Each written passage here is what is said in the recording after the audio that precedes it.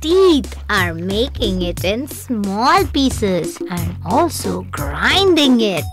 Yes, saliva gets added here to this food. Food becomes a thin paste. Teeth, with help of saliva, make a thin paste. Which way to go now? Now there are two ways. One goes to the food pipe and other goes to the windpipe. We are going to the food pipe. There is a valve called pharynx. This food pipe is also called esophagus. Windpipe, food pipe, pharynx.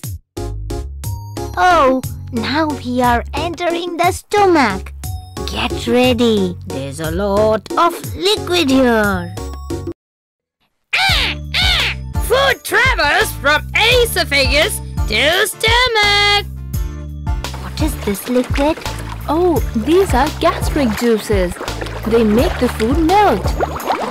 It is a kind of boiling here. Yes, this is also called acid. Gastric juice. It is small intestine.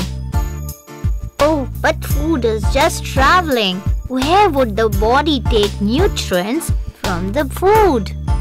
Right question at the right time. Most of digestion happens in small intestine. Most of nutrients are absorbed by body here. Small intestine. Most of digestion happens here. What is this green liquid? Oh, this is bile. It is produced in liver and pancreas. It helps in digestion. This liquid comes in small intestine and helps to take nutrients from the food. Alright. Bile, liver, pancreas. What are these small hairs? These are called villi. Nutrients enter blood from these villi. Oh, it's a long journey. Yes, it is 22 feet long. Small intestine is 22 feet long. Now we are entering large intestine. Is it bigger than small intestine? No, small intestine is bigger in length, but large intestine is bigger in width. Oh, small intestine is narrow. That is why it is called small intestine. Yes, here the water from the food is absorbed. Large intestine, water is absorbed here. Oh, I want to go back. Now this is becoming very thick. Yes, let's go back. Now it is food waste, which body does not need. It would go out of the body through anus. Anus, food waste goes out. So here you can see whole digestive system. Now you know the whole journey of food. Wow, it is. What is anorexia nervosa? The term anorexia nervosa literally means lack of appetite induced by nervousness, but the lack of appetite is not necessarily the heart of this disorder. There are intense fears of gaining weight or becoming fat, and sufferers aren't satisfied with simply being thin. Instead, they desire to be excessively thin, lower than the minimum healthy body weight. However, they see themselves as fatter than they actually are.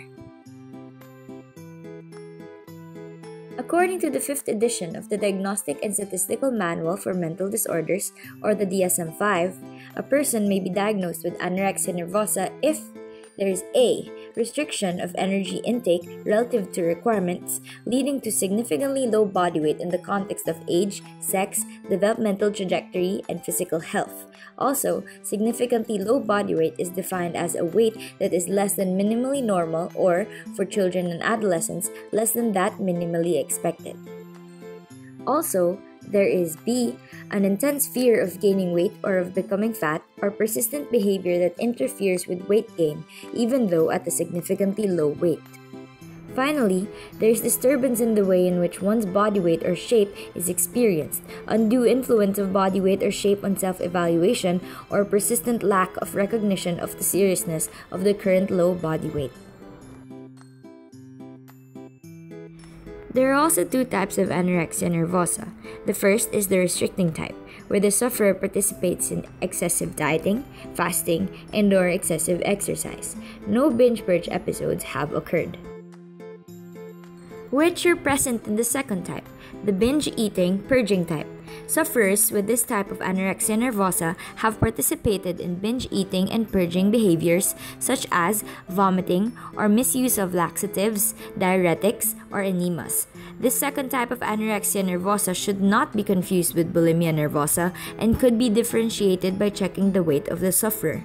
Patients with anorexia nervosa are nervosa, often just called bulimia, is a disorder that's characterized by rapid, out-of-control binge eating past the point of fullness or comfort, followed by purging either by self-induced vomiting, done manually or sometimes with ipecac syrup, by taking laxatives, or by using diuretics.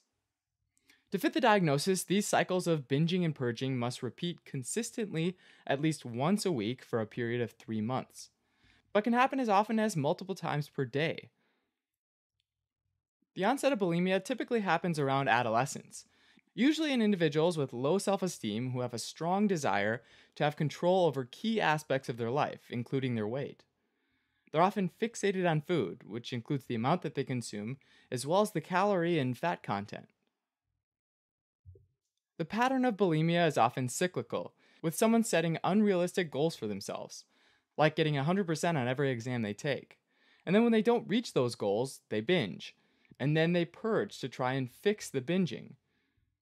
People with bulimia will also try to control their weight in other ways, like by taking stimulants, by going on extreme diets like water fasts where they consume only water, and by exercising excessively. These symptoms of binging and purging with bulimia nervosa can be confused with another eating disorder, anorexia nervosa, where they might also binge and purge, but the main distinction between these two disorders doesn't have to do with this act of binging and purging, but actually has to do with an individual's weight. People with bulimia are usually normal weight or overweight, whereas people with anorexia are underweight. Because of this, people can more easily hide the fact that they suffer from bulimia, and can also potentially start out with bulimia and then develop to anorexia over time. The binging and purging cycles associated with bulimia can result in a number of serious side effects. Repeated vomiting can lead to erosion of dental enamel, sialadenosis, which is swelling of the parotid gland, and halitosis, or very bad breath. The back of the knuckles can also get calloused from using the hand to induce vomiting, which is called Russell's sign.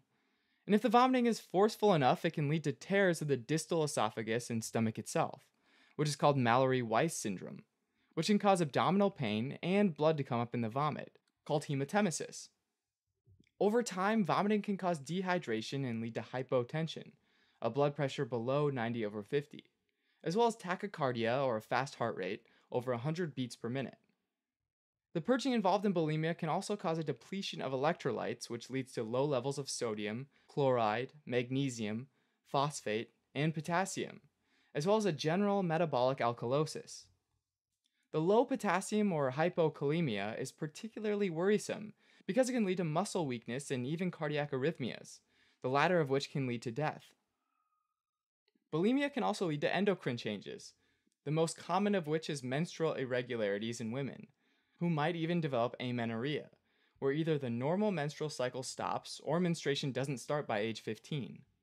In addition, people with bulimia are Emotions are a tricky subject, both in life and in psychology. Questions like, why do you make me feel this way, are not only confusing on a personal level, but also on a scientific level. First, let's distinguish emotions from feelings and moods. An emotion is an immediate, specific, positive or negative response to internal thoughts or external environmental events. A feeling is the subjective experience of an emotion. It's what we refer to when we say things like, I feel angry, or I feel happy. A mood, meanwhile, is a diffuse, longer-lasting emotional state that doesn't necessarily have an identifiable object or trigger. So if something frustrating happens to you, you might immediately feel the emotional response of anger, and for the next few days you might be in a bad mood. Let's move on to the various components of an emotion. So we know that emotions are immediate and specific responses. These responses have at least 3 parts: physiological, cognitive, and behavioral. A physiological component of an emotion might be bodily arousal, like a racing heart or tense muscles. The cognitive component of an emotion is the subjective conscious experience of emotion. And the behavioral component of an emotion is the characteristic overt expressions of the emotion, behaviors that other people can read, like particular facial expressions or postures. Charles Darwin studied this third component of emotions in his 1872 book, The Expression of Emotions in Man and Animals, in which he argued that particular emotional responses tend to accompany the same emotional states in all members of a species. So, according to Darwin's argument, all of the members of a species will display the same behavior when they feel a particular emotion. All cats will display the same behavior when they are happy. And all humans will have the same facial expression and behavior when scared. With this evidence, Darwin suggested that the expression of emotion is genetically determined. This behavior has evolved and has been passed down through generations in our genes. Now let's look at some theories of how emotions work. Let's start with the common sense view. In this view, a stimulus prompts an emotion, which in turn prompts some bodily arousal. So in this case, a frightening spectacle fills our villain with fear, which makes him sweat and makes his heart rate rise. In the mid-1880s, 2 scholars, William James and Carl Lang, independently came up with similar theories that contradicted this common sense view. James and Lang both suggested that instead of emotions causing bodily arousal causes emotions. So, to return to our previous example, that would mean that the sight of the hero on his threshold makes our villain's heart beat faster, his hands tremble, and his palms sweat, and these physiological changes cause him to feel fear. But this theory is vulnerable to a few criticisms. First, it is possible to have physiological arousal without any accompanied emotion. For instance, your palms might sweat because it's hot, but that sweat won't make you feel nervous, just kind of gross. Second, physiological changes can be too slow to precede the conscious experience of emotion. Our villain might feel scared as soon as he sees our hero, but it might take a few seconds for him to start sweating. Third, the same set of physiological responses are associated with very different emotional experiences. A faster heart rate could mean fear, but it could also mean anger, or surprise, or joy. Finally, there is evidence that physiological feedback is not necessary for emotion. For example, patients with spinal cord injuries who have lost most of their physiological feedback still experience the same emotions as before. However, in the James Lang theory's favor, there is notably some slight evidence of dissipation in their emotional reactions. As an alternative to the James Lang theory, 2 other theorists, Walter Cannon and Philip Bard, propose that the physiological arousal of emotions and the experience of emotions are entirely separate processes.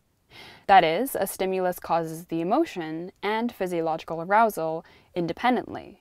Neither one causes the other.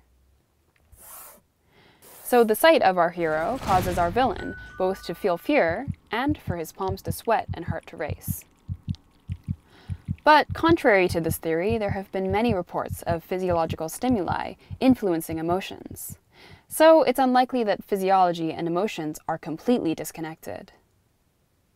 One suggestion of how arousal and the experience of emotion may be connected, but not causal, was proposed in the 1960s by Stanley Schachter and Jerome Singer as the Schachter-Singer 2-factor theory, which introduces the factor of cognition.